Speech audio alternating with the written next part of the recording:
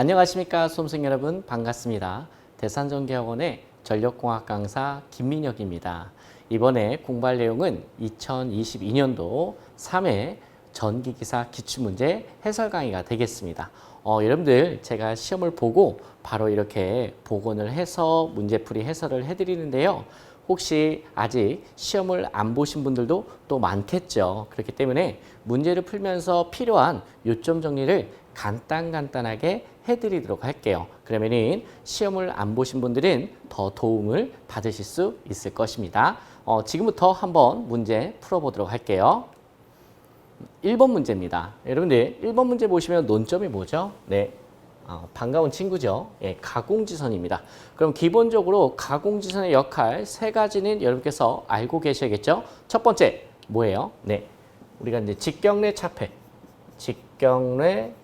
차폐, 그다음에 유도례 차폐. 그래서 기본적으로 이렇게 두 가지 함께 나와 주셔야 되고요. 그다음에 무슨 역할을 한다? 예, 차폐선의 역할을 한다더라. 이 차폐선의 역할을 한다. 이거 다른 말로 유도장애죠.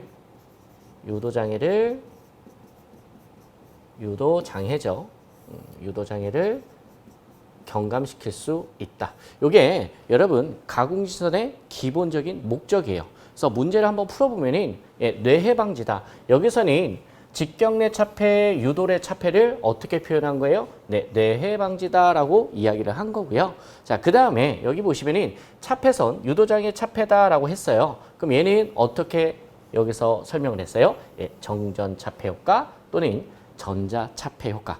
역시 차폐선의 역할을 하죠. 오케이. 그래서 1번, 2번, 3번은 부드럽게 넘어가고 정답은 4번이죠. 코로나가 나왔는데 갑자기 여러분 가공지선 어울리지가 않죠. 그래서 기본기가 어느 정도 되신 분들이라면 이 문제 쉽게 풀 수 있을 거예요. 자, 그러면 이렇게 넘어가면 좀 아쉽지 않습니까? 그래서 가공지선이 시험에 나올 때 이 논점 말고 여러분께서 꼭 짚고 넘어가셔야 되는 논점. 총정리하실 때 가공지선의 차폐각 중요하죠. 요 가공지선의 차폐각까지 함께 공부를 하셨으면 좋겠어요. 차폐각은 클수록 좋아요? 작을수록 좋아요? 네, 차폐각은 작을수록 좋다더라. 그러나 차폐각은 이제 작을수록 좋지만 단점이 있어요. 단점이 있는데 단점은 어떻게 돼요? 건설비는 증가가 된다. 요 내용 이렇게 차폐각 꼭 같이 정리를 해주셨으면 좋겠고, 자, 그 다음에 굳이 추가를 한다고 한다면 이 가공지선인 2회선 또는 2조로 설치를 하면 또 좋겠죠. 그러면은 차폐각이 작아지는 효과를 얻을 수가 있을 것입니다. 그리고 가공지선 공부하실 때는 매설지선하고 혼동하시면 안 됩니다. 자, 이렇게 해서 1번 문제 한번 풀어봤고요. 이어서 2번 문제 보도록 하겠습니다. 2번 문제는 전력 원선도에 관한 내용이네요. 자, 전력 원선도에서 알 수 없는 것은, 여러분 재밌는 게 우리 이제 기출 문제를 보면요, 역대 관연도를 보건 또는 앞으로 나오건 전력 원선도는요 거의 유형이 정해져 있어요. 시험 문제 유형이. 지금 전력 원선도에서 알 수 없는 게 뭐예요? 바로 코로나 손실이죠. 만약에 시험 문제가 바뀌어요. 시험 문제가 바뀌면은 요 세 개는 그대로 오고 요 보기만 다른 걸로 또 바뀔 거예요. 그 보기를 적어 드릴게요. 그게 뭐냐? 과도 안정, 극한 전력이다.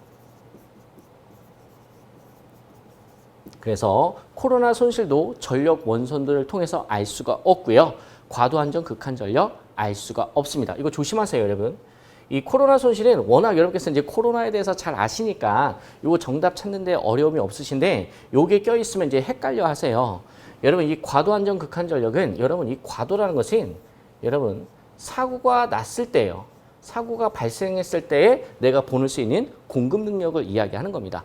기본적으로 여러분 전력 원선도는 이렇게 마음속으로 생각을 해주세요. 정상 상태예요. 정상 상태. 그래서 정상 상태에서 논하는 거다. 아니, 정상 상태도 지금 공부하기 어려워 죽겠는데 거기다 이제 사고시까지 고려를 한다? 와우, 있을 수 없겠죠. 많이 힘드실 거예요. 그래서 정상 상태. 그래서 정태 안정, 극한 전력은 알 수 있어요.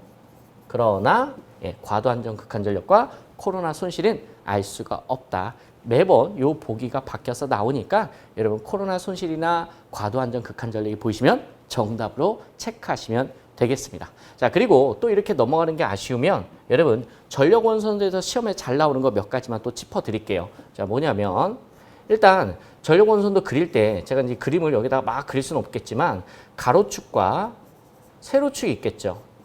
그러면은 시험에서 물어보는 게 가로축에는 뭐가 들어가고 세로축에는 뭐가 들어가냐? 가로축에는 유효전력, 유효전력. 그 다음에 세로축에는 무슨 전력? 네, 무효전력이죠. 무효전력. 자, 이런 식으로 가로축엔 무엇과 세로축에는 무엇이냐. 자, 그 다음에 이 전력 원선도를 작도를 할 때 무엇이 필요합니까? 이것도 잘 물어봐요. 그래서 송전단, 그 다음에 송수전단 전압, 요거 필요하죠. 그 다음에 뭐가 필요해요? 여러분께서 잘 알고 계시는 A, B, C, D, 일반 회로 정수죠. 일반 회로 정수가 필요하다. 그리고 아주 가끔 나오는 거, 전력 원선도의 반지름. 반지름 어떻게 구하냐? 반지름 로라고 할게요. 반지름 로는 B분의 ES, ER. 지금 제가 이렇게 적어드리는데 요게요. 전력 원선도가 시험에 나올 때요. 계산 문제로 나올 수도 있고 이렇게 설명하는 문제로 나올 수 있는데 설명하는 문제 이렇게 한번 정리를 해드렸습니다. 한번 시간이 나시면 검토를 해보셨으면 합니다. 다음 문제 한번 풀어보도록 할게요. 이어서 3번 문제네요. 파동 임피던스가 505mm예요. 오케이.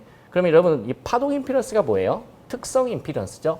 특성 임피던스가 500이고 그 다음에 가공 송전선 1km당의 인덕턴스는 얼마냐라고 물어봤어요. 그리고 뭐 저항과 누설 컨덕턴스는 무시한다라고 돼 있죠. 여러분 제가 시험장에 봤을 때는 저항과 이 누설 컨덕턴스가 영어로 쓰여 있었어요. 컨덕턴스 영어로 읽을 수 있겠죠. 근데 크게 상관은 없습니다. 조건이. 그러면은 기본적으로 이제 특성 임피던스 또는 이제 파동 임피던스를 뭐 Z0라고 할까요? 그럼 Z0 공식 한번 써볼게요. 어드미턴스에 대한 임피던스의 B다라고 했었고요. 이 식을 이렇게 또 표현하죠. C분의 A다. 그리고 여러분 수업 시간에 공식 하나 더 적어드렸죠. 예, 바로 요거죠. 138의 로그의 10의 R분의 D다. 그리고 요렇게. 그러면은 이번 문제는 어떤 걸 이용하는 거냐? 바로 얘를 이용해서 푸는 문제였습니다. 한번 가볍게 풀어보도록 할게요. 자, 그러면은 얘가 얼마래요? 이거 구한 게 얼마다? 505m라는 거예요. 그러면은 식을 다시 쓰면 138에 잘 안 보이시는 게 노란색으로 해볼게요. 자, 138에 로그 10의 R분의 D가 얘가 얼마라는 거예요? 네, 505m 이런 얘기지 않습니까? 자, 그러면은 내가 알고 싶은 거는 얘를 알고 싶어. 로그 10의 R분의 D를. 그럼 얘만 남겨놓고 138 이항하면 되겠죠? 식 다시 한번 쓰면은 그래서 로그의 10의 R분의 D는 138분의 얼마? 500이다. 선생님 이거 도대체 어디에다 써먹는데 이거를 왜 구했죠? 지금 문제에서 뭘 물어봤어요? 인덕턴스 물어봤어요. 그러면은 특성 임피던스를 구할 때 인덕턴스 L은 얼마라고 그랬었죠? 0.4605의 로그의 10의 R분의 D다. 요게 특성 임피던스의 인덕턴스 L값이다라고 하죠. 그러면 끝났네요. 지금 여기 뒤에 붙어있는 로그 10의 R분의 D가 얼마? 138분의 500이다. 이 숫자를 그대로 여기다가 넣어서 계산하시면 이렇게 계산이 되겠죠. 0.4605 곱하기 138분의 500 하면 제가 계산기 입력해보니까 대략 한 1.67 정도가 나옵니다. 셋자짜리에서 반올림하면 저는 요 정도 나왔습니다. 여러분들도 요 정도 나오는지 한번 확인해 주시고요. 선생님 요 식에서 얘가 어떻게 나왔어요? 라고 궁금하신 분들 혹시 계실까봐 간단하게만 보여드릴게요. 이거 하지 마세요. 제가 대신 할 테니까 C가 정전 용량이잖아요. 그러면은 로그의 10의 R분의 D분의 뭐죠? 0.02413 마이크로패러드 퍼 킬로미터죠. 얘하고 단위는 맞춰주셔야 돼요. 그 다음에 0.4605의 로그 10의 R분의 D. 그럼 얘 마이크로 풀어주면은 곱하기 10의 마이너스 6승. 밀리 풀어주면 10의 마이너스 6승. 이거 딱딱딱딱딱딱 계산해서 정리하면 138의 로그에 10의 r분의 d가 나온다 했었습니다. 뭐 가볍게만 여러분 터치하고 넘어가도록 할게요. 다음 문제 보도록 하겠습니다. 4번 문제, 4번 문제는 좀 쉬우니까요. 빨리 해설하고 넘어갈게요. 유연학차가 100m래요. 그러면은 h가 100이래요. 그 다음에 최대 사용 수량이 20m 3승 per sec. Q 값이 여러분 20m 3승 per sec인데 여러분 수업 시간에도 말씀드렸던 것처럼 수량 또는 유량 이런 거 나오면 단위만 조심하세요. 단위가 메타 3승 per sec로 나왔으면은요 고민할 거 없어요. 그냥 계산하시면 되고 만약에 단위가 메타 3승으로만 나와 있으면 3,600으로 나눠주시면 되십니다. 어렵지 않아요. 자 그리고 나서 수차율이 70%고 발전계율이 85%예요. 그리고 여기서 조심하세요. 이게 뭐라고 써 있어? 연간이라고 써 있죠. 연간. 연간 발전 전력량은 그러면은 여러분 일단 전력량 양이 붙었잖아요. 그럼 시간의 개념이 붙었지 않습니까? 그럼 1년이 몇 시간? 8760. 그렇죠? 8760시간이다라는 것은 우리가 많이 연습해서 기본적으로 알고 있는 숫자일 거예요. 이게 싫으시면은 365일 곱하기 하루 몇 시간? 24시간 이렇게 곱하셔도 되고요. 요 계산한 값이 8760이다라는 거죠. 근데 우리가 2차 실기까지 생각을 하고 있으면은 외우고 있는 게 훨씬 더 좋겠죠. 자, 그러면은 전력량 W는 전력 P에다가 곱하기 시간 T만 곱하면 됩니다. 그럼 요 P 수차 발전, 수력 발전에서 9.8에 곱하기 Q에 곱하기 효율 준 거 디리다 다 곱하시면 돼요. 그 다음에 시간 T. 자, 숫자 한번 대입해 볼게요. 자, 그러면은 9.8에다가 곱하기 Q가 얼마예요? 20. 그 다음에 낙차. 낙차가 빠졌네. 큰일 날 뻔했네요. 여기다가 곱하기 H. 여기 H 들어가야죠. 여기 100m. 죄송해요. 100m 들어갔고, 그 다음에 효율 70% 0.7 곱해주고, 하나 더 줬죠? 0.85 이렇게 곱해줘요. 여기서 끝나는 게 아니라 이제 연간이니까 이거 시간 곱해줘야겠죠? 그래서 저는 그냥 곱하기 8760을 할게요. 그러면 이 숫자가 엄청나게 크거든요. 그래서 대략 곱하기 10에 마이너스 7승 때리면 한 10 정도가 나와요. 그러면은 반대로 이렇게 우리가 답안을 쓸 수가 있겠네요. 10 곱하기 10의 7승. 여러분 이게 옛날 기출문제 정답이 뭐였는지 아세요? 이거 똑같은데 여러분 숫자에서 이걸 이렇게 바꿔. 이걸 100 곱하기 10의 6승. 옛날에는 시험 문제 이렇게 나왔었어요. 근데 이번에 나올 때는 이렇게 나온 거죠. 근데 얘나 여러분 이거 같은 거죠, 여러분. 이런 거 설명하면 이거 기능사 시험 돼요, 여러분. 이 정도는 여러분께서 충분히 헷갈리지 않고 정답 체크하실 수 있으면 좋겠습니다. 자, 다음 문제 가보도록 할게요. 5번입니다. 수력발전소에서 사용되는 자, 횡축의 1년 365일, 종축에는 유량을 표시하는 무슨 곡선? 유황곡선이란. 그러면 유황곡선에 대해서 조금 더 자세히 물어본 건데요. 정답은 여기 한번 찾아보면 뭘까요? 여기 있네요. 자, 유량이 큰 것부터 순차적으로 배열하여 이들 점을 연결한 것이다. 이게 바로 유황곡선이죠. 자, 그러면 이 유황곡선 시험에서는 이렇게도 나오죠. 다음 중 보기에서 유황곡선을 보기에서 고르시오. 그러면 제가 유황곡선 한번 그려볼게요. 그러면 X축, 가로축이 뭐예요? 여기가 이제 일수죠. 일수. 그리고 여기는 뭐예요? 유량이죠. 그래서 유황곡선을 이렇게 유량이 큰 날, 며칠 정도가 유량이 가장 크냐. 그걸 순차적으로 그림을 그리게 되면 이렇게 반비례 같은 느낌의 곡선이 그려지죠. 이게 뭐였어요? 유황곡선이었어요. 그래서 정답은 정말 쉽게 찾을 수가 있는 거죠. 이 그림만 알고 계시면은. 자, 다만 여기서 이제 조심하실 게 시험에서 어떤 곡선이 나온다라고 하는 거 자료가 두 가지가 있는데 하나가 유황곡선이고 요거 말고 또 뭐가 시험에 많이 나와요? 요거 말고 그쵸? 적산 유량곡선. 적산 유량곡선. 그럼 적산 유량곡선은 시험에 나오면은 얘는 어디에다 써먹냐? 언제 써먹냐? 즉 댐 설계할 때나 댐 설계하나 아니면은 저수지 용량을 결정할 때 우리가 적산 유량곡선을 사용한다더라. 이 문제와는 별개로 얘도 시험에 잘 나오니 함께 비교하면서 알고 계셨으면 합니다. 다음 문제 풀어보도록 할게요. 6번. 특유속도가 가장 낮은 거. 지금 논점이 뭐예요? 특유속도죠. 자, 그러면은 특유속도 공식을 한번 잠깐 적어볼게요. 특유속도 NS는 N에다가 곱하기 유연학차 H의 4분의 5 그리고 P의 2분의 1승 그리고 메타 킬로와트. 요게 일단 특유속도에 관련된 공식이죠. 자, 그러면은 특유속도가 가장 크냐, 가장 작냐. 자, 여기에서 정답은 사실 너무 쉽게 고를 수가 있었어요. 왜냐하면 여러분 요 펠턴 수차, 요 펠턴 수차가 무슨 방식이라고 했었죠? 충동 수차 방식이죠. 이 충동 수차 방식은 어디에서 쓴다고 그랬었죠? 고낙차예요, 전낙차예요. 그렇죠? 얘는 고낙차 방식. 고낙차 영역에서 사용하는 게 여러분 펠턴 수차다라고 했습니다. 그러면은 여러 가지 수차 중에서 가장 이 높이가 유효낙차가 가장 높을 때 쓰는 게 바로 펠턴 수차다. 이거 어떻게 외웠었냐면 높다, 높으니까 때리는 힘이 세겠죠. 그래서 좁힌다라고 해서 펠턴 수차 이렇게 외우지 않았습니까? 그러니까 요 펠턴 수차는 이제 300m 이상이거든요. 그렇기 때문에 요 H가 어때요? 요 H가 상당히 크다 이거죠. 낙차가. 그러니까 특유 속도는 어떻게 된다? 작아진다. 즉 특유 속도가 작아도 충분히 출력을 낼 수가 있다더라. 그러면은 여기서 끝내면 좀 아쉬우니까 나머지 친구들은 뭐 예를 들어서 가볍게 정리를 한다면은 나머지 친구들은 충동 수차 방식이 아니죠. 무슨 수차 방식이에요? 그렇죠. 반동 수차 방식이죠. 그럼 반동 수차 방식에서 이렇게 해서 기억하셔야 되는 건 필요한 게 무슨 설비예요? 흡출관.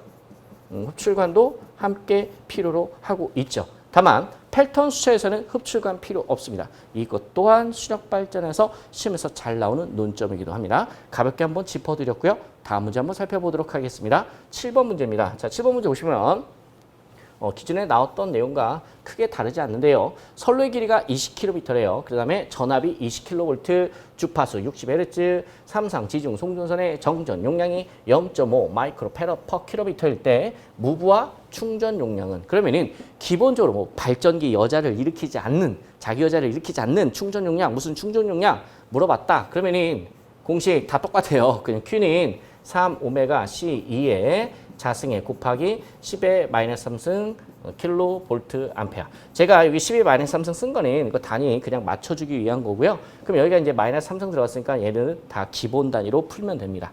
자, 그러면 한번 풀어볼게요. 그럼 3에다가 곱하기 오메가는 2파이고 주파수 안 봐도 미디어 60Hz 곱하기 정전 용량 C. 이 조심하셔야죠. 정전 용량 C 0.5 마이크로페럿이죠. 마이크로페럿을 페럿으로 바꾸면 얼마예요? 곱하기 10의 마이너스 6승이고 얘는 1km당의 정전 용량 값이에요. 근데 선로 전체 길이가 몇 킬로래요? 20km. 그럼 선로 길이 곱해야겠죠? 그래서 곱하기 20. 여기까지가 C를 구한 거죠. 그 다음에 이어서 곱하기 전압. 20kV니까 이거 볼트로 바꾸면 2만이죠. 2만을 조심하세요, 여러분. 20kV잖아요. 그래서 볼트로 바꾸면 저는 이제 2만이에요. 그리고 여기 2는 여러분 요거 대지전압이죠. 그래서 뭘로 나눠야 돼? 루트 3으로 나눠야죠. 요것의 제곱. 그 다음에 마지막에 단위 맞춰주기 위해서 10의 마이너스 3승. 자, 이렇게 해서 열심히 계산하시면 대략 요 정도 나와요. 똑같지는 않지만 반올림 하면 거의 1508 정도가 비스무리하게 나옵니다. 그래서 정답은 2번으로 하시면 되겠습니다. 다음 문제 풀어보도록 할게요. 8번. 154km 송전계통의 뇌에 대한, 여기서 뇌는 뭐예요? 사람 뇌가 아니겠죠. 낙내겠죠. 낙내에 대한 보호에서 절연 강도의 순서, 키워드는 절연 강도의 순서네요. 이것을 가장 경제적이고 합리적으로 연결한 것은. 그러면은 기본적으로 이 문제는 뒤에 거는요, 언제든지 바뀔 수 있어요. 낮은 것부터 배열하시오. 큰 것부터 배열하시오. 아니면 이 문제처럼 가장 경제적이고 합리적인 것은 뭐 이렇게 고르세요. 내내 똑같은 문제인데요. 말만 조금씩 바꾼 것 뿐입니다. 자, 그러면은 기본적으로 여러분들께서 어떤 개념이 있으셔야 돼? 그죠? 기준, 충격, 절연 강도에 대한 개념이 있으셔야 되고, 그리고 우리가 변압기가 되게 중요하지 않습니까? 그럼 이제 변압기를 보호해야 되지 않습니까? 그래서 변압기를 보호하기 위해서 우리가 뭘 쓰죠? 그죠? 피레기죠. 그죠? 그래서 이 피레기의 제한 전압보다 무조건 변압기의 빌값을 더 높게 가지지 않습니까? 그래서 우리가 절연협조할 때 가장 기본이 되는 것을 뭐라고 이야기했죠? 바로 피레기라고 이야기를 했었죠. 그래서 절연 강도할 때 무조건 마지막 번호는 뭐다? 가장 낮은 거, 가장 기본이 되는 거. 이거 시험 문제 되게 다양하게 나와요. 절연협조의 기본이 되는 거. 그거 역시 정답 피레기입니다. 자, 그래서 피레기가 가장 작아야 돼요. 자, 그리고 얘를 기준으로 이제 변압기의 절연 강도가 여러분 정해지는 거죠. 그래서 피레기의 제한 전압보다 변압기 또는 이제 변압기 코일 내내 같은 말이죠. 아, 절연시켜주는데 뭐 어디를 절연시키겠어요? 코일을 절연시키겠죠. 설마 외함을 절연시키겠습니까? 그래서 같은 말이에요. 그래서 피레기 제한 전압을 기준해서 변압기의 절연 강도를 지정한다. 그래서 얘보다 높은 게 변압기의 빌값이다. 자, 그 다음에 변압기 외부에 뭐가 있죠? 예, 바깥에 그 기기, 여러 가지 기기들인데 그 기기들의 또 부싱이 있겠죠. 그래서 그 부싱이 변압기보다 훨씬 더 빌값이 높아요. 즉, 여기서 또 자세하게 설명하면 또 시간이 많이 늘어가니까 그냥 패스하겠습니다. 자, 그 다음이 뭐예요? 결합 콘덴서, 그 다음이 선로 애자다. 여러분 이거 어떻게 기억하셨었죠? 선로 애자가 가장 야드에 있죠. 그래서 얘는 항상 고정이야. 항상 맨 밖이야. 그리고 맨 처음은 뭐예요? 피렉이야. 그러면은 여러분 이 순서 지금 시험 얼마 며칠 남지도 않는데 제가 언제 다 외웁니까? 라고 하시는 분들은 맨 처음 거하고 맨 끝에 거 이렇게 해서 구분하셔도 시험에 충분히 문제 맞출 수 있고요. 여러분 이걸 만약에 이제 부등으로 시험에서 낸다. 그러면은 이렇게 되는 거예요. 얘가 큰 거예요. 이쪽으로. 부등으로 낸다면은 얘가 가장 큰 거, 얘가 가장 작은 거. 시험은 이렇게 조금씩 바꿔가면서 충분히 시험에 낼 수가 있습니다. 자, 이렇게 해서 절연 강도에 관련된 기출문제 풀어봤고요. 자, 다음 9번 문제 보겠습니다. 송전단 전압을 VS, 수전단 전압을 VR이라고 할 때 선로의 리액턴스를 X라고 하자. 정상시에 최대 송전 전력의 계략값은? 최대 송전 전력의 계략값은? 그러면 아주 썰렁한 문제인데요. 그래도 한번 풀어봐야겠죠. 송전전력 PS는 원래 공식이 뭐죠? X분의 VS의 VR의 뭐예요? 사인 델타란 말이에요. 오호! 여러분 여기서 이 사인 델타 얘가 뭐였죠? 위상차죠. 위상차인데 송전단 전압과 수전단 전압의 상차각 또는 우리가 뭐라고 하죠? 위상차 라고 얘기를 하죠. 그러면은 여기 이제 사인 값이에요. 함수가. 그러면은 사인은 1값을 가지고 있죠. 1값 될 수 있죠. 몇 도일 때? 90도일 때. 그래서 송전 용량 최대로 되는 값이 요 각도가 몇 도일 때? 90도일 때. 요것도 기출 문제죠. 그럼 이 문제는 90도라고 치자. 그래야 무슨 값이 나오니까? 최대 값이 나오니까. 그러니까 사인 값이 1이다 이런 얘기예요. 그래서 최대 맥스 값은 Pmax는 X분의 VS의 VR이 나오는 거죠. 이렇게 나오는 거죠. 이해되십니까? 그럼 요거 꼴만 찾으면 되잖아요. 정답은 4번이겠죠. 자, 근데 이렇게 이제 강의를 하면 또 이제 공부를 열심히 하신 분들은 궁금해. 아니, 이렇게 딱 깔끔하게 끝났는데 왜 여기에 또 계략적인 값은 이런 말이 왜 붙었을까? 이렇게 여러분 궁금하실 수도 있겠죠. 안 궁금하신가요? 왜 그러냐면 이 식 자체가요. 약식이에요. 무슨 값이에요? 약, 어바웃으로 구한 거예요. 아주 디테일한 값이 스페시픽한 값이 아니라요. 약 구한 겁니다. 그래서 수업 시간에 이제 벡터도 이제 그리면서 설명을 드린 적도 있었었는데 뭐 여기서 뭐 굳이 벡터도까지 그릴 필요는 없겠죠. 그래서 이 자체가 약이기 때문에 이런 말이 들어간 겁니다. 대단한 의미는 없다. 다음 문제 풀어보도록 하겠습니다. 10번. 요즘 동기조상기에 대해서 되게 시험에 많이 나오고 있죠. 동기조상기 정말 많이 나오는 것 같아요. 동기조상기에 대한 설명으로 틀린 것을 골라라. 그러면은 기본적으로 여러분 동기조상기 나오면 머릿속에 뭐가 탁 정리가 되어 있어야 돼요. 그렇죠. 조상설비라는 게 정리가 되어 있어야죠. 무슨 설비? 조상설비. 머릿속에 딱 조상설비가 딱 있어야 돼요. 그러면은 조상설비에 대한 정의가 머릿속에 딱 있어야겠죠? 자, 그러면 조상설비 정의 정도도 여러분께서 하셨다고 가정할게요. 그 다음에 이제 시험 문제에 많이 나오는 게 뭐예요? 조상설비의 종류에 따른 특징이 있겠죠. 그러면은 시험에서 조상설비 이제 여러 가지가 있는데 그 중에서 가장 많이 나오는 게 이제 세 가지 3종 세트가 있지 않습니까? 그 중에 하나가 뭐예요? 동기 조상기죠. 동기 조상기. 자, 그 다음에 뭐예요? 콘덴서. 그 다음에 뭐예요? 리액터. 요 세 가지가 여러분 가장 이제 대표적으로 시험에서 많이 나오는 조상 설비죠. 그럼 이 친구들의 여러분 특성들은 여러분께서 잘 가지고 있으셔야 돼요. 예를 들어서 자, 운전 능력. 얘는 진상하고 지상 둘 다 가능하죠. 콘덴서는 진상만 가능하고요. 리액터는 지상만 가능하겠죠. 요 정도. 또는 운전 범위 같은 경우에는 얘는 이제 연속적이다. 얘는 이제 불연속적이다. 이 불연속적이라는 것을 시험에서는 이걸 뭐라고 그래요? 계단적이다 또는 단계적이다 이렇게 표현하죠. 마찬가지로 얘도 뭐예요? 불연속. 그 다음에 여러분 시충전. 시충전 또는 뭐예요? 시송전. 얘네 같은 얘기예요. 시송전. 시송전 또는 시충전인데 만약에 이제 이거를 짧은 시간 안에 정리를 해야 되는데 선생님 이거 시충전, 시송전 저는 태어나서 처음 들어보는데요 라고 하시는 분들은 요 용어를요 약간 야매로 쉽게 바꿀게요. 시운전이라고 생각을 하자고요. 시운전이 가능하냐 불가능하냐라는 거예요. 그럼 이걸 어떻게 생각하시면 되냐면 동기조산기가요. 이 콘덴서하고 리액터는 우리가 정직이라고 하죠. 가만히 있고요. 동기조산기는요. 동기전동기를요. 무부하 운전한 거예요. 뭐를요? 그렇죠. 동기전동기를 뭐 했다고요? 네, 전부 아니에요. 무부하 운전이에요. 시험에서 이거 또 바꿔내요. 자, 다시 동기전동기를 무슨 운전? 그렇죠. 무부하 운전이죠. 그러면은 얘가 회전기예요. 그럼 가만히 있어 보세요. 회전기가 비싸요? 정지기가 비싸요? 회전기 돌아가는 게 훨씬 비싸겠죠. 이거 가격 비교 불가해. 훨씬 비싸요. 그러니까 얘는 이제 가능하지. 시운전이 가능하다 이거죠. 그럼 얘는 이제 불가능하다. 예를 들어서 500원짜리 쭈쭈바 사 먹는데 이거 맛보고 사 먹어요? 아, 욕 먹겠죠. 예, 진상 소리 들어요. 예, 그러면 안 되고 예, 이렇게 비싼 거 시운전이 가능하다. 이렇게 가볍게 정리하고 탁 치고 넘어가시면 돼요. 자, 요 정도는 시험에 나오든 안 나오든 원래 알고 계셔야 되는 거예요. 자, 그러면은 한번 문제 풀어보도록 하죠. 시충전이 불가능하다. 틀렸네요. 아, 정답 1번이네요. 자, 그러면은 나머지 보기들 한번 볼게요. 나머지 보기가 좋거든요. 전압 조정이 연속적이다. 예, 맞습니다.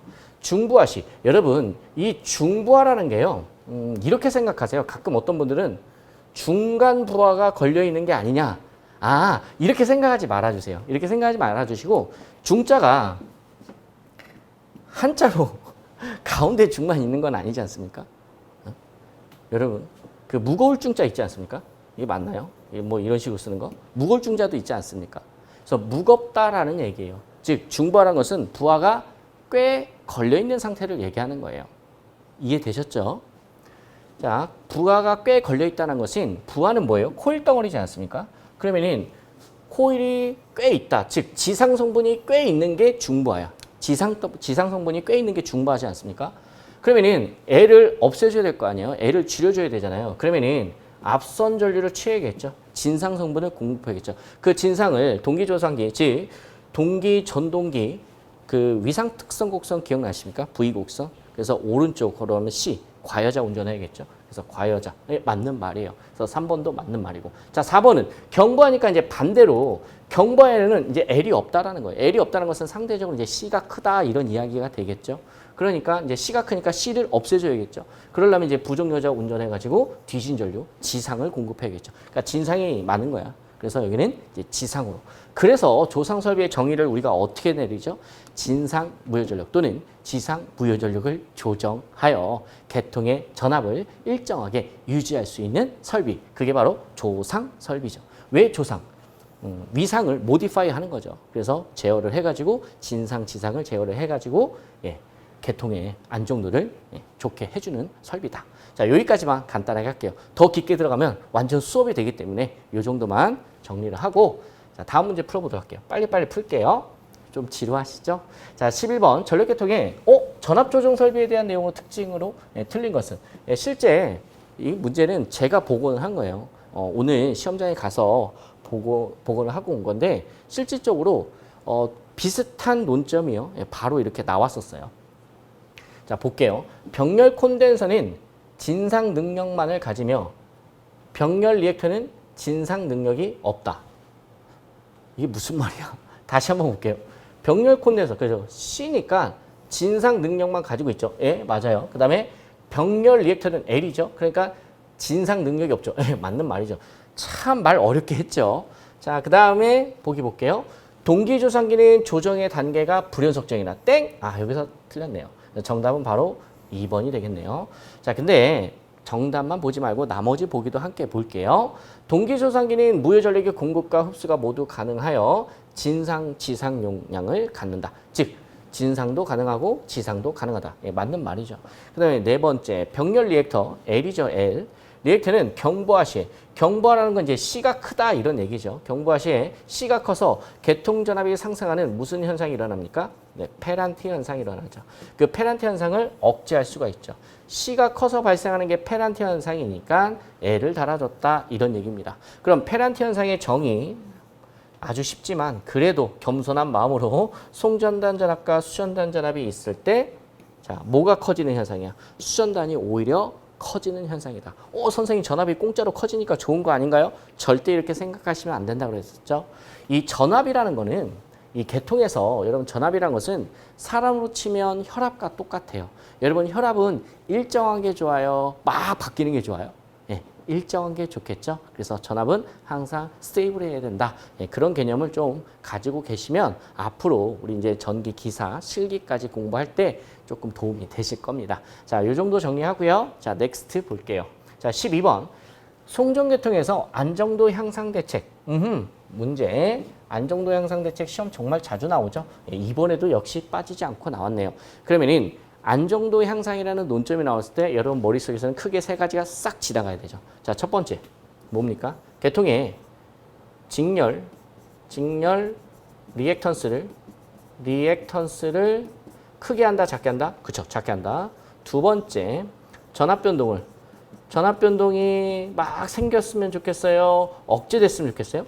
억제됐으면 좋겠죠? 그 다음에 세 번째, 계통에 주는 충격을 경감했으면 좋겠죠. 요게 대표적으로 일단 안정도 향상 대책 나오면 큰 이러한 카테고리가 여러분 머릿속에 딱 정리가 되어 있으셔야 돼. 그리고 각각의 블라블라블라 각각의 무슨 방법, 각각의 무슨 방법들이 정리가 함께 돼야 되는 거죠. 자, 라고 했을 때 한번 정답 찾아볼게요. 자, 보시면 계통의 직렬 리액턴스를 증가시키겠다. 아유, 바로 틀렸네. 네, 리액턴스가 어떻게 돼요? 감소시키게 돼요. 자, 그러면은 시험 문제에서는 이거 바꿔서 낼 수 있거든요. 그러면은 증가가 아니라 뭐예요? 감소시킨다. 그럼 how? 어떻게 감소시킬 건데? 자, 요 지문도 중요하죠. 발전기나 또는 변압기의 리액턴스를 크게 해라, 작게 해라? 네, 작게 해주세요라는 거죠. 네, 작게 해야 좋다. 또는 계통의 직렬 리액턴스를 감소시킨다. 이런 식으로 표현해야 맞는 말입니다. 그래서 정답은 1번이고요. 나머지는 볼게요. 전압 변동을 적게 한다. 그렇죠? 전압 변동 적게 하면 좋겠죠. 그 다음에 고장 시간은 그리고 고장 전류를 작게 한다. 얘는 어디 논점에 들어갈까요? 그렇죠? 계통이 주는 충격을 경감시켜 주는 거죠. 여러분 아무리 작은 고장이라도요. 고장 시간이 길어나면요. 큰 사고로 여러분 이어집니다. 자, 반면에 좀 큰 사고라도 빠르게 그걸 차단해 주잖아요. 고속 차단하게 되면은 그 충격은 아무래도 데미지가 작아지겠죠. 네, 그런 얘기야. 그래서 고장 시간과 고장 전류를 좀 작게 했으면 좋겠다. 자, 그 다음에 네 번째, 적당한. 여기 보세요. 적당한이라고 돼 있죠. 적당한 중속점 접지 방식을 채택한다. 자, 이런 문장은 틀릴 수가 없지 않겠습니까? 적당한. 네, 조심해 주세요. 만약에 시험에서요. 안정도 향상을 위해서 중성점 직접 접지 방식을 채택했다라고 하면은 그 말은 틀린 문장이 돼요. 그 말은 알겠죠? 그래서 이런 얘기가 나오는 거예요. 안정도라는 논점만 봤을 때는요. 소호 리액터 접지 방식이 더 좋습니다. 무슨 말씀인지 아시겠죠? 근데 실질적으로 우리가 직접 접지 방식을 사용을 하고 있죠. 그래서 이걸 혼동을 하시는데 그렇게 생각하지 마시고 지금 여기 논점이 뭐예요? 실제 우리나라 송전 계통에서 이런 말이 아니지 않습니까? 안정도 향상이라는 논점만 봤을 때는 이렇게 표현을 하든지 아니면은 굳이 접지 방식을 논한다고 한다면은 소호 리액터 접지 방식의 안정도 향상 면에서는 더 좋다라는 거예요. 그러니 마지막으로 한 번만 더 말씀을 드리면은 안정도 향상을 위해서 직접 접지 방식을 채택한다 이렇게 말하면 땡 틀린 문장이다 이런 이야기입니다. 자, 이해되셨죠? 자, 다음 문제 풀어보도록 할게요. 자, 13번 다음 중 송전술에서 역섬락 반갑네요. 쉬운 친구 나오면 좀 반갑죠. 자, 역섬락을 방지하기 위한 대책은 바로 뭐가 나와야 돼요? 매설지선을 설치한다. 그랬더니 보기에 매설지선 설치한다가 없어요. 대신에 뭐가 있습니까? 그렇죠. 탑각의 접지 저항을 낮게 한다. 탑각 저항, 이거 줄임말이죠. 탑각의 철탑의 접지 저항, 이걸 줄여서 탑각 저항 이렇게 이야기하는 거겠죠. 그래서 매설지선을 깔아주게 되면 탑각의 접지 저항을 낮게 해줘서 역섬락을 방지하게 되죠. 그래서 정답은 3번이 되겠습니다. 너무 쉬운 문제니까 바로 넘어갈게요. 14번. 문제를 보면은 3상이고요. 차단기의 전격 차단 용량을 물어봤네요. 그럼 PS는 루트 3에 곱하기 VN에 곱하기 전격 차단 전류 I 킬로암페어라고 할까요? 자, 그러면은 숫자만 대입하면 되겠죠. 설마 이거 모르시는 분 없겠죠? 네, 루트 3에다가 곱하기 차단계 전격 전압 문제에서 얼마 줬냐? 170 줬어요. 이 차단계 전격 전압이 170일 때는 선로의 공칭 전압이 154일 때죠. 154일 때 차단계의 전격 전압 170 적용하고 있거든요. 그래서 170 넣으시면 되고, 그 다음에 차단계의 전격 차단 전류 50 넣어주시면 돼요. 그러니까 주어진 숫자 그대로 대입하잖아요. 그러면 얘가 뭐 얼마 나오겠죠. 근데 요 얼마를 상당히 러프하게 계산하면 15,000 정도 나와요. 원래 15,000 딱 안 나와요. 제가 계산기 두드려 봤는데 14,000 얼마 정도 나오거든요. 그럼 가장 가까운 게 뭐예요? 15,000이니까. 그래서 15,000 가볍게 체크하시면 되시겠습니다. 자, 다음 문제 풀어보도록 할게요. 자, 15번 갈게요. 자, 15번 보시면은 삼상 동기발전기 단자에서 고장전류 계산 시 영상전류 I0, 정상전류 I1, 역상전류 I2가 같은 경우는 정답은 뭐예요? 네, 일선 지락 고장이죠. 여러분들 이거 기본적으로 정리 함께 한번 해드릴게요. 일단 우리 계통에서 가장 많이 발생하는 게 뭐예요? 일선 지락 사고 또는 일선 지락 고장 또는 일선 접지 고장 다 같은 말이에요. 접지 지락 동상 영상. 여러분 한번 연습해 보실래요? 접지 지락 동상 영상. 되게 중요한 키워드 함께 돌아다니는 친구들이에요. 자, 그러면 일선 지락 사고 시에 일선 지락 전류가 흐르겠죠. 그럼 이거 어떻게 구하죠? 3 곱하기 I0다라고 했었죠.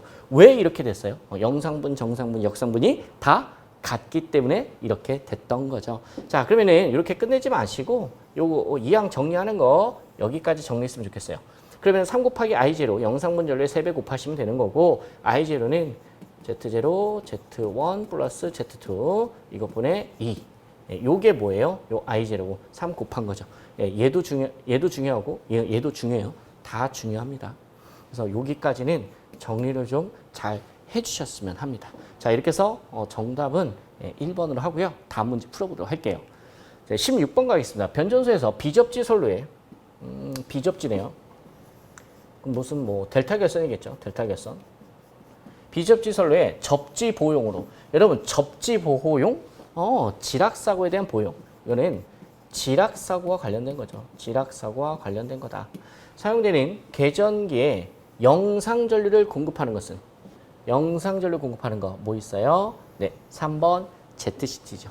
GPT는 뭐예요? 네, 영상 전압을 공급하는 거죠. 영상 전압. 그리고 ZCT는 영상 전류다. 그래서 여기에서는 정답이 3번이거든요. 자, 여러분들 요거 이렇게만 끝내지 마시고 사실 문제가 되게 쉽게 나온 거예요. 근데 이렇게 쉽게 또 안 나올 수도 있겠죠. 여러분께서 시험 보실 때는. 그래서 요거 좀 정리를 해드릴게요. 다시 한번 말씀드리면 ZCT 역할이 뭐예요? 영상 전류 검출이에요. 영상 전류를 검출하죠. 그 다음에 GPT에서는 뭘 검출하죠? 영상 전압을 검출하죠. 그러면은 여기에 대해서는 스토리를 좀 알고 계셔야 나중에 2차 실기에서도 좀 편하세요. 잠깐만요. 일반적으로 CT하고 PT가 나오는데 지금 ZCT하고 GPT가 왜 나왔냐? 그 베이스가 어디서 나와? 지금 계통이 뭐라고 그랬어? 비접지 계통이라고 했어. 접지야 비접지야? 예, 비접지예요. 옛날 아주 먼 옛날에 호랑이 담배 피던 시절에 3300V의 전압 또는 6600V의 전압을 쓰던 시절이 있었는데 그때는 이게 우리나라가 비접지 계통이었었어. 그럼 비접지 계통을 잘 생각해 보세요. 특성이 뭐가 있습니까? 첫 번째, 지락사고 시에 지락전류가 되게 작아요. 예, 매우 작은 편이죠. 그렇기 때문에 지락사고가 나도 지락전류가 디텍팅하기가 이거를 이렇게 검출해내기가 쉽지가 않다 이거죠. 그러니 비접지 계통에서는 그 작은 전류를 디텍팅할 수 있게 센싱을 할 수 있게끔 뭐를 쓰자라는 거야. 영상 변력이 좀 민감한 친구를 쓰자 이러한 스토리였고 또 비접지 계통에서 일선지락 사고가 발생을 하면은요 건전상의 전이상승이 몇 배까지 상승한다고 했어요? 루트 3배까지 상승하죠. 여러분 직접 접지 계통에서는 루트 3배까지 그렇게 상승 안 해요. 그래서 전압이 상승하는 걸 가지고 디텍팅하기는 또 어려워. 근데 반대로 비접지 계통에서는 전압 상승이 크단 말이에요. 루트 3배까지. 그러니까 그 큰 거를 캐치하는 게 뭐예요? 바로 GPT죠. 이러한 스토리를 좀 알고 계셨으면 하는 거고 그래서 선생님 그래서 뭔데요? 그래서 그래서 얘네하고 이 영상 전류 검출해서 누구한테 보내주냐면 SGR한테 보내줘요. 하나의 예시를 설명드린 거예요. 예시. 예. 자 이렇게 안 쓰일 수도 있는데 많이 쓰이는 대표적인 예를 보여드리는 거예요. 자 SGR 이게 뭐예요? 선택 지락 계정기죠. 그래서 선택 지락 계정기한테 요 시그널을 보내준다. 그럼 선택 지락 계정기는 당연히 여기 뭐가 붙어 있어? 지락이란 말이 붙어 있잖아요. 그럼 접지 지락 동상 영상. 이거 지락사하고 관련된 거지 않습니까? 선생님 그럼 지락 계정기는 SGR은 뭐예요? SGR은 두 가지 요소, 두 가지 물리량을 받아가지고요. 선택적 2회선 이상 또는 다회선 이상의 지락된 회선만을 선택적으로 차단할 수 있는 게 바로 선택 지락 계정기죠. 그래서 얘가 뭐예요? 접지 보호용이죠. 이러한 스토리 함께 알고 계시면 시험 문제 어떻게 나와도 여기에 관련된 거 다 맞추실 수 있을 겁니다. 다음 문제 풀어보도록 할게요. 17번. 비접지 방식을 직접 접지 방식과 비교한 것 중 옳지 않은 것을. 비접지 방식이네요. 그럼 비접지 방식은 지락 전류가 작다고 그랬죠? 맞아요. 지락 전류가 작으니까 전자 유도장애도 작아요. 이것도 맞는 말이에요. 왜요? 전자 유도전압 구하는 공식 써보면 EM은 뭐 간단하게 쓸게요. 오메가 M의 L의 3의 I 제로죠. 요 3I 제로가 뭡니까? 지락 전류 IG죠. 정상 상태 말고 지락 사고시예요. 정상 상태는 IA 플러스 IB 플러스 IC가 들어갈 텐데 지금 지락 사고라고 가정하자고요. 그럼 그때는 이제 3I 제로죠. 근데 이제 비접지 방식을 채택을 하게 되면 요 3I 제로 값이 크다고 그랬어요? 작다고 그랬어요? 작다. 직접 접지 방식보다는. 그러니까 전자 유도 전압이 작으니까 전자 유도 장애가 경감된다. 뭐 이렇게 이야기해도 뭐 충분히 맞는 이야기죠. 자, 그다음에 3번이 틀렸네요. 보호 계전기의 동작이 확실하다. 땡. 아니 지락 전류가 작은데 어떻게 보호 계전기 동작이 확실하겠습니까? 직접 접지 방식이 지락 전류가 크죠. 그래서 직접 접지 방식에서 보호 계전기 동작이 확실한 거지 비접지 방식에서 확실한 것은 아닙니다. 기본적으로 직접 접지, 소리액터 접지, 그다음에 비접지 어느 정도 이제 비교를 할 수가 있으셔야 돼요. 그래서 비접지의 특성이 소리액터 접지하고 좀 비슷하다라고 말씀을 드렸었죠. 자, 다음 문제 가도록 하겠습니다. 18번. 똑같이 내내 비슷한 내용이네요. 일선 지락 시에 지락 전류가 가장 작은 송전 계통은 이게 무슨 말이에요? 조금 전에 접지 방식에 따라서 지락 전류를 한번 비교해봐라 이거예요. 그러면은 이걸 모르셨다면 지금 제가 한번 정리를 도와드릴게요. 일단 지락 전류가 가장 큰 거 순서를 한번 적어볼게요. 가장 큰 게 뭐예요? 직접 접지야. 직접 접지. 일반적으로 여러분 특수한 경우 이야기하면 안 돼요. 이럴 때는. 그 다음에 뭐예요? 지락 전류가 이제 저항 접지. 그 다음에 뭐예요? 비접지죠. 그 다음에 뭐예요? 소호 리액터 접지. 여러분, 요 순서예요. 요 순서. 그러면은 문제에서 뭐라고 했어? 가장 작은 거라고 그랬잖아요. 그러니까 정답이 뭐예요? 소호 리액터 접지 방식이 되는 거죠. 왜 그렇습니까? 얘는 무슨 원리를 이용하죠? 병렬 공진을 이용해서 아크를 생기지 않게 하지 않습니까? 지락 전류를 소멸시킨단 말이에요. 지락 전류를 소멸시키면서 아크가 소호된다 이런 개념이었어요. 그래서 지락 전류가 거의 0에 가깝다 이렇게 생각을 하셔야 되는 거고 비접지 방식에서의 지락 전류 구하는 공식 중요하죠. IG는 루트 3의 오메가의 C의 S의 V다. 요 지락 전류 구하는 공식 요거 중요해요. 요것도 함께 알고 계셔야 돼요. 여기서 CS가 뭐죠? 요것도 시험에서 잘 물어보죠. 요 CS가 뭐냐? 정답 대지 정전 용량. 대지 정전 용량. 사실 지락 전류 구하는 것도 시험에서 종종 잘 나와요. 그 다음에 또 굳이 하나 얘기한다면 C가 들어갔죠. 그러니까 지락 전류, 비접지 방식에서의 지락 전류는 진상 전류예요, 지상 전류예요? 비접지 방식에서는. C가 들어갔잖아요. 무슨 전류예요? 그렇죠. 진상 전류죠. 충전 전류도 무슨 전류죠? 진상 전류죠. 그래서 우리 전력공학에서 충전 전류하고 진상 전류 무조건 무슨 전류예요? 충전 전류하고 지락 전류. 비접지 계통에서의 지락 전류예요. 또 오해하지 마세요. 다른 계통 아니라 뭐예요? 예, 비접지 계통에서 지락전류는 진상전류다. 그래서 충전전류와 비접지 계통에서의 지락전류는 진상전류다. 꼭 기억해 주시기를 바랍니다. 시험에서 잘 나와요. 자, 19번 갈게요. 일반적으로 화력발전소에서 적용하고 있는 열 사이클 중 가장 효율이 좋은 건 정말 고맙죠. 이런 문제 나오면 재생, 재열 사이클이 가장 효율이 좋겠죠. 예, 당연한 얘기고 이건 더 설명드리려면 또 이거 다 설명드릴 테니까 시간이 너무 많이 갈 것 같아요. 그래서 이 정도만 하고요. 다음 볼게요. 20번. SF6 가스 차단기에 대한 설명으로 틀린 것을 골라라. 예, 정답만 바로 볼게요. 시간이 많이 갔으니까 4번 볼게요. SF6 가스를 이용한 것으로 독성이 있으므로 독성이 없다. 무색, 무취, 무해하다. 우리 키워드 무색, 무취, 무해하다. 기억해 주시고 나머지는 맞아요. 나머지 한번 볼까요? SF6 가스 자체는 불활성 기체죠. 그래서 화재의 우려가 없다더라. 그 다음에 두 번째, SF6 가스는 공기에 비하여 소호 능력이 약 100배 정도 있다. 이렇게 말해도 맞고 또는 뭐 어쩔 때는 100배에서 한 200배 정도이다. 이것도 맞아요. 이것도 맞고 이렇게 표현해도 맞고 100배에서 한 200배 정도 된다. 이것도 맞고요. 그 다음에 절연 내력은 반면에 절연 내력은요. 뭐 이왕한 거 그럼 절연 내력은 이건 실기에서도 가끔 물어보죠. 2배에서 한 3배 정도 된다. 예, 이러한 특징 가지고 있고요. 그 다음에 이 절연 성능이 또 뛰어나니까 절연 거리가 축소가 되겠죠. 그러다 보면 컴팩트하게 우리가 설계를 할 수가 있다더라. 다 맞는 문장이었습니다. 자, 여기까지 해서 2022년 3회 전기이사 필기 전력공학 기출문제 한번 풀어보았습니다.